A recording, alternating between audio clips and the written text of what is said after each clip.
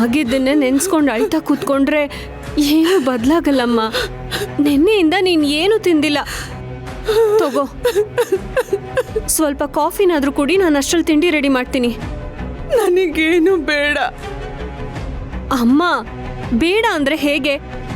ಹೋದೋಳ್ಗೋಸ್ಕರ ಬದುಕೆ ಬೇಡ ಅಂತ ಊಟ ತಿಂಡಿ ಬಿಟ್ರೆ ಹೇಗಮ್ಮ? ನಿನ್ ಜೊತೆ ಇರೋರ್ಗೋಸ್ಕರನಾದ್ರೂ ನೀನ್ ತಿನ್ಬೇಕಲ್ವಾ? ತಗೋ, ಸ್ವಲ್ಪ ಕುಡಿ. ಹಠ ಮಾಡ್ಬೇಡಮ್ಮ, ಸ್ವಲ್ಪ ಕುಡಿ.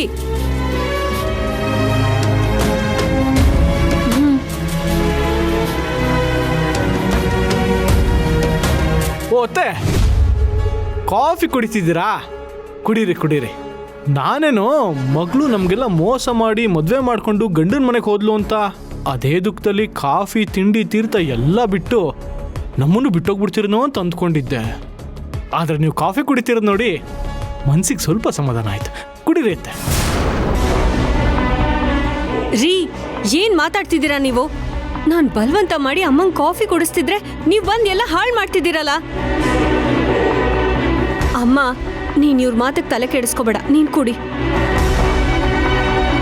ಲೇ ಪೂರ್ಣಿ, ನಾನೇನು ಅನ್ಬಾರ್ದಂದೆ ಅಂತ ಹೀಗೆ ಹೇಳ್ತಿದ್ಯಾ ನನಗೆ? ಅತ್ತೆ, ನಿಮ್ಮ ಮಗಳು ಯಾರೋ ಮುದ್ಕುನ್ ಮದುವೆ ಆಗಿ ಓಡೋಗಿ ನಮ್ಗಳು ಮಾನ ಮರ್ಯಾದೆ ತೆಗೆದ್ಲು ಅಂತ ನಾನು ಹೇಳಿದ್ನಾ? ನಾವೆಲ್ಲರೂ ತಲೆ ಎತ್ಕೊಂಡು ಓಡಾಡಕ್ಕೆ ಆಗದೆ ಇರೋ ಹಾಗೆ ಮಾಡಿದಾಳೆ. ಆದರೂ ನಿಮ್ಮ ಗಂಟ್ಲಲ್ಲಿ ಕಾಫಿ ಹೇಗೆ ಇಳಿತಿದೆ ಅಂತ ನಾನು ಕೇಳಿದ್ನಾ? ಇಲ್ಲ ತಾನೆ? ನಾನು ಹೇಳಿದ್ದು ಇಷ್ಟೆಲ್ಲ ಆದರೂ ಮನ್ಸಿಗೇನು ಬೇಸರ ಅಂಜಿಕೆ ಇಲ್ಲ, ಆರಾಮಾಗಿ ಕಾಫಿ ಕುಡಿತಿದ್ದೀರಲ್ಲ, ಅದಕ್ಕೆ ಮನ್ಸಿಗೆ ಸಂತೋಷ ಆಯಿತು ಅಂತ ಹೇಳಿದೆ. ತಪ್ಪಾ?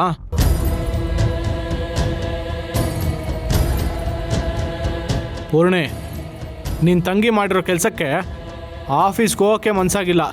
ಜೀವನದಲ್ಲಿ ಫಸ್ಟ್ ಟೈಮ್ ರಾತ್ರಿ ಊಟ ತಿಂಡಿ ತೀರ್ಥ ಬಿಟ್ಟು ಹಾಗೆ ಮಲ್ಕೊಂಡಿದ್ದಾಯ್ತು. ನೀವ್ ತಿನ್ಬೇಕಿತ್ತು. ಅದು ಹೇಗೆ ಆಗತ್ತೆ ಪೂರ್ಣಿ? ಅಮ್ಮನ ಥರ ಇರೋ ಅತ್ತೆ, ಗೆಳತಿ ಥರ ಇರೋ ನೀನು, ನೀವಿಬ್ಬರು ಇಷ್ಟು ದುಃಖದಲ್ಲಿರ್ಬೇಕಾದ್ರೆ ನಾನು ಹೇಗೆ ಸಮಾಧಾನವಾಗಿ ಊಟ ತಿನ್ನೋಕ್ಕಾಗತ್ತೆ? ನೀನೇ ಹೇಳು. ಈಗಲೂ ತಿಂದಿಲ್ಲ ಗೊತ್ತಾ? ನನ್ನ ಹೊಟ್ಟೆಲಿರೋ ಹುಳ ನನ್ನೂ ತಿನ್ಬಿಡುತ್ತೆ. ಅತ್ತೆ, ನಿಮ್ಮ ಮಗಳು ನಾಚಿಕೆ ಮಾನ ಮರ್ಯಾದೆ ಏನೂ ಇಲ್ದಲೆ 5 ಸ್ಟಾರ್ ಹೋಟ್ಲು ಥರ ಇರೋ ಮನೆಯಲ್ಲಿ ತನಗೆ ಬೇಕಾಗಿದ್ದನ್ನು ಆರ್ಡರ್ ಮಾಡಿಕೊಂಡು ಚೆನ್ನಾಗಿ ತಿಂತಿರ್ತಾಳೆ. ಅವಳಲ್ಲಿ ಬಿಂದಾಸಾಗಿ ಲೈಫ್ ಲೀಡ್ ಮಾಡ್ತಾ ಇರ್ತಾಳೆ. ಆದರೆ ನಾವುಗಳು ಎಲ್ಲ ಬಿಟ್ಟು ಕಣ್ಣೀರು ಹಾಕ್ತಾ ಇದ್ದೀವಿ. ಅತ್ತೆ, ನೀವೇ ಹೇಳಿ, ಇದು ಸರಿ? ರೀ, ಸಾಕ್ ಮಾಡ್ರಿ. ಮೊದ್ಲೇ ಅವ್ರು ನೊಂದಿದ್ದಾರೆ, ಇನ್ನೂ ಅವ್ರನ್ನ ನೋಯಿಸ್ಬೇಡಿ.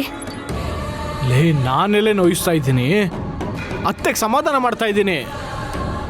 ನನ್ನ ನೋವು ಸಹ ಆಚೆ ಹಾಕಿಲ್ಲ ಗೊತ್ತಾ? ಆ ಕಾವೇರಿಯನ್ನು ಮಾಡಬಾರ್ದು ಮಾಡಿ ಹೋಗ್ಬಿಟ್ಲು. ಆದ್ರೆ ಜನ ಪಾಪ ಅತ್ತೆ ಬಗ್ಗೆ ಮಾತಾಡ್ಕೊತಿದ್ದಾರೆ.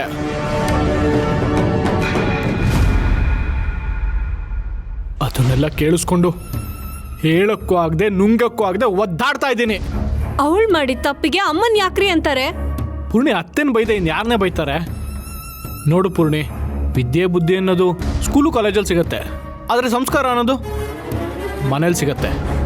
ಮಕ್ಕಳು ಏನಾದರೂ ಸಾಧನೆ ಮಾಡಿದ್ರೆ ಆ ಕ್ರೆಡಿಟ್ಸ್ ಎಲ್ಲ ಮಕ್ಕಳಿಗೆ ಹೋಗುತ್ತೆ.